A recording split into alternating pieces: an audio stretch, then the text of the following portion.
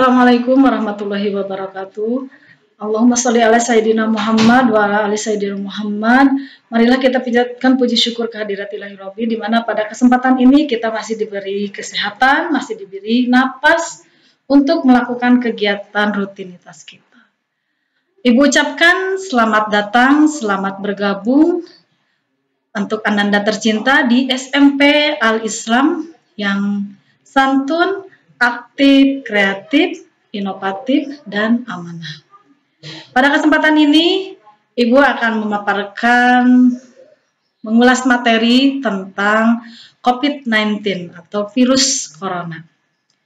Di mana virus corona ini menyebabkan kita tidak bisa bertatap muka langsung di kelas. Apa sih kita ulas sedikit ya, apa itu virus corona? Bagaimana proses penyebarannya dan bagaimana kita proses pencegahannya agar tidak menular. Sebelumnya kita bahas dulu sedikit apa yang disebut dengan coronavirus atau COVID-19 atau virus corona. Nama virus corona itu berasal dari nama Latin, yaitu dari bahasa Latin ya, jadi yang artinya pembelah gitu. Jadi COVID-19 atau yang dikenal dengan coronavirus adalah jenis virus terbaru yang muncul di tahun 2019 di kota Wuhan, Cina. Yang penyebarannya sangat cepat sampailah ke negara kita. Yang sebetulnya virus corona itu sudah ada ya dari tahun-tahun sebelumnya. Jadi virus corona itu udah ada, tapi yang tahun ini adalah jenis yang terbaru, yang penyebarannya sangat cepat dan sangat mematikan. Nah, bagaimana proses penyebaran dari adanya virus corona itu?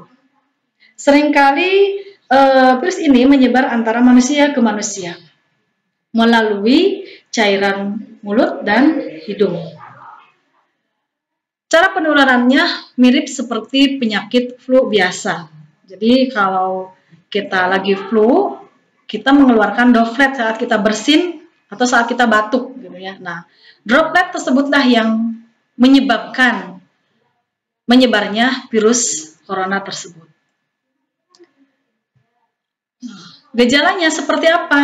Nah, virus corona ini memiliki gejala selama kurang lebih 14 hari. Kalau kita sudah terinfeksi virus, selama 14 hari itu ada gejala biasanya. Mulai dari proses menginfeksi, dia belum terlihat ya. Kemudian setelah beberapa hari terjangkit, kemudian kita ada merasakan gejala-gejala, kemudian masa penyembuhan, dan akhirnya sembuh. Itu biasanya siklusnya kurang lebih 14 hari dari virus tersebut.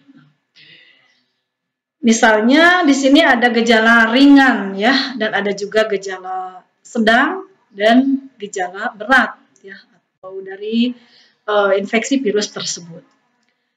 Tapi kalau misalkan gejalanya sifatnya ringan, kita bisa menanganinya, bisa mencegahnya di rumah.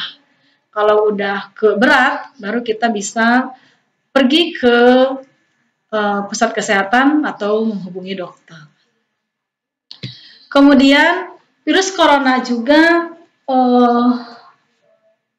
bisa kita cegah untuk proses penularannya, karena sampai saat ini vaksin tidak menular virus. Jadi kalau kita udah divaksin tidak menular, tidak begitu. Tapi walaupun kita sudah divaksin, tapi tetap virus tersebut akan menularkan. Tetapi vaksin hanya proses pencegahan untuk memberikan daya tahan tubuh kita agar lebih kuat. Nah, berikut upaya pencegahan virus corona supaya kita bisa mencegah penyebarannya secara lebih luas. Pertama, sering-seringlah mencuci tangan menggunakan sabun atau menggunakan hand sanitizer. Mencuci tangan pakai sabun, cuci kurang lebih selama 20 detik, kemudian dibilas dengan menggunakan air yang mengalir. Kemudian, hindari kontak langsung dengan penderita atau yang memiliki infeksi virus corona.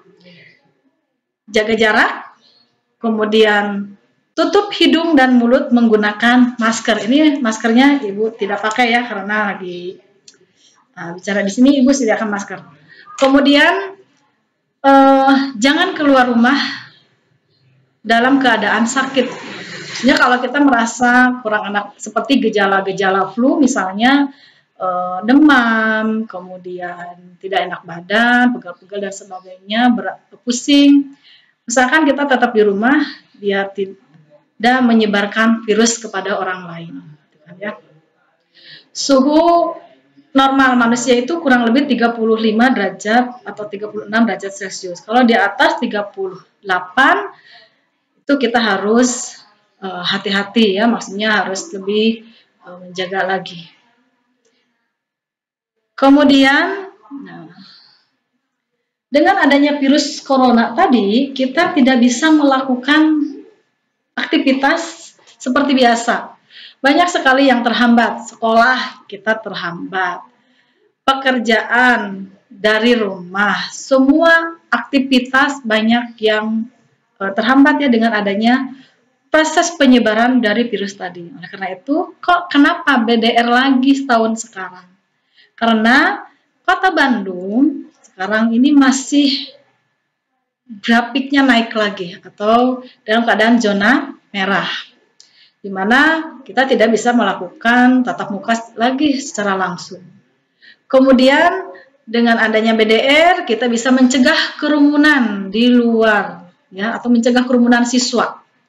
Jadi pemerintah mengambil sikap melakukan BDR biar tidak terjadi kerumunan siswa yang bisa menyebabkan penyebaran virus yang cepat. Ya. Kemudian dengan adanya BDR bisa menjaga keamanan keselamatan siswa, tetap berada di rumah, belajar di rumah, tetap semangat ya di rumah. Mungkin dari paparan Ibu tadi sekelumit tentang COVID-19, kita bisa menjaga merangkum dari kita proses protokol kesehatan kita dari adanya COVID-19. Yang pertama, kita sering cuci tangan menggunakan sabun dan menggunakan hand sanitizer. Kemudian yang kedua, selalu menggunakan masker saat kita berada di luar rumah, dan saat kita sedang sakit selalu menggunakan masker walaupun di dalam rumah. Kemudian menjaga jarak antara 1,5 sampai 2 meter kalau kita berada di luar rumah. Kalau kita saat ada kebutuhan yang mendesak, kita boleh keluar dengan menjaga jarak. Kemudian hindari kerumunan. Misalnya kalau kita pergi ke pasar atau ke warung, kita usahakan jangan terlalu berdekatan. Usahakan seminimal mungkin kita menjauhi dari kerumunan. Kemudian yang selanjutnya, perbanyaklah makanan yang mengandung vitamin, mineral, dan buah dan sayur. Itu bisa meningkatkan imunitas tubuh kita. Jadi salah satu pencegahan COVID itu adalah bukan dengan obat atau apa, tapi dengan menjaga tubuh kita agar tetap sehat dan kuat, yaitu dengan cara makanan yang sehat dan bergizi, ya, itu bisa meningkatkan imun. Kemudian yang terakhir, kita harus rajin olahraga. Nah itu sekitar tentang COVID-19 atau virus corona dan bagaimana pencegahannya, bagaimana cara penularannya. Mungkin itu saja paparan dari Ibu tentang COVID-19. Kalau masih belum puas, masih ada pertanyaan, boleh kalian nanti japri, hubungi Ibu ya. Sini tadi, oh iya lupa perkenalkan nama Ibu Nur Asyah ya. Udah. Nah, nanti boleh japri ke Ibu kalau ada pertanyaan. Nanti di akhir MPLS ini akan ada sesi kuis untuk kalian ya. Kalau perlu kalian catat boleh materi tentang COVID-19 dan materi-materi MPLS nanti. Mungkin itu saja. Terima kasih. Mohon maaf apabila banyak kekurangan. Wassalamualaikum warahmatullahi wabarakatuh.